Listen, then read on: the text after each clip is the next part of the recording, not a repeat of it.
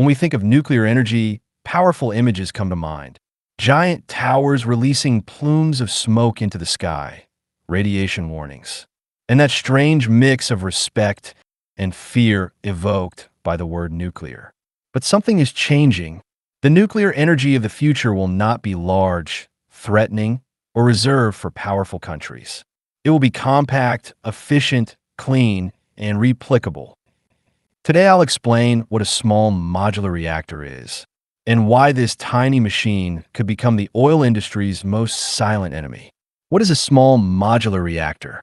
Most people imagine nuclear plants as massive facilities with smoking towers. And they're not wrong. For decades, nuclear power meant mega projects, enormous plants, sky-high costs, and construction timelines of 10 to 12 years.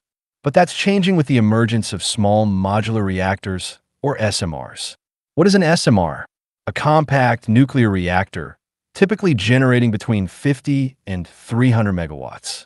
Manufactured in prefabricated modules, like industrial Lego pieces. Assembled on site, cutting down years of traditional construction. Safer, cheaper, and easier to deploy. Real-world example. The BWRX 300, developed by GE Hitachi, has been accepted for regulatory review for pilot installation in Tennessee, USA.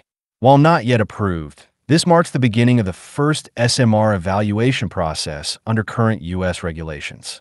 Let's start busting myths. Not everything you see is smoke. Have you seen those giant towers at nuclear plants? The ones that look like apocalypse factories puffing white smoke into the sky. Well, that's not pollution. It's not even smoke. It's water vapor. Cooling towers, what are they for? Their job is to dissipate excess heat from power generation. They have nothing to do with radiation. What comes out is harmless steam, just water in vapor form. In many SMRs, these towers aren't even needed. Their compact design allows for closed-loop cooling systems that are more efficient and tightly controlled. How do these reactors work? SMRs operate on the same basic principle as traditional nuclear power. 1. A radioactive material, like uranium, generates heat through decay. 2. The heat turns water into steam. 3. The steam drives a turbine to produce electricity. Here's the key difference. Passive cooling. If something goes wrong, the reactor automatically shuts down. It doesn't require external power to remain stable. Some designs are even partially buried for added protection. Why do they threaten oil? SMRs could make many current power plants that burn oil or natural gas completely obsolete. Why? Because SMRs generate clean energy with zero CO2 emissions, operate 24/7, regardless of sunlight or wind, are ideal for remote regions, factories, mining operations, or industrial sites. In short, anywhere electricity is now produced using oil, an SMR could take its place.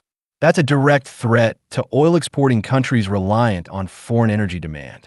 Saudi Arabia, Iran, Venezuela, Nigeria. Even though the technology is ready, U.S. regulatory bureaucracy remains a major obstacle. Tennessee's case makes this clear. Assembling an SMR may take only 2 to 3 years, but the regulatory process can take up to 4 years just to get approval. In total, 7 years to launch a single reactor. What's more alarming? Each project is treated as entirely new. There's no fast-track process or standardized approval path. Every state that wants an SMR must start from scratch, every time. Meanwhile, China and Russia are moving quickly, exporting modular reactors as part of their geopolitical strategy. What about artificial intelligence? Artificial intelligence development consumes immense amounts of energy. Currently, most data centers are powered by natural gas. But this model is not sustainable. AI cannot rely indefinitely on fossil fuels. SMRs offer a tangible solution. Yet if the U.S. system continues to drag its feet with outdated procedures, the country risks falling behind while others accelerate. Does economic policy must act? If the Trump administration truly wants to leave a mark with bold industrial policy, it must dismantle these bureaucratic barriers. This doesn't mean lowering safety standards. but rather modernizing procedures, streamlining approvals, and building a fast, reliable regulatory framework. Without accessible, fast, and stable energy, there will be no AI boom and no industrial revival. Right now, bureaucracy is the internal enemy of development. Modular reactors aren't science fiction.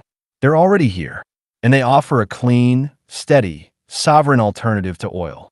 They may not breathe fire, make noise, or make the headlines, but if the world adopts them, they could mark the end of the oil empire. Because deep down, this isn't a battle of technologies. It's a battle over who controls the global power switch. And as always, whoever controls energy controls the world.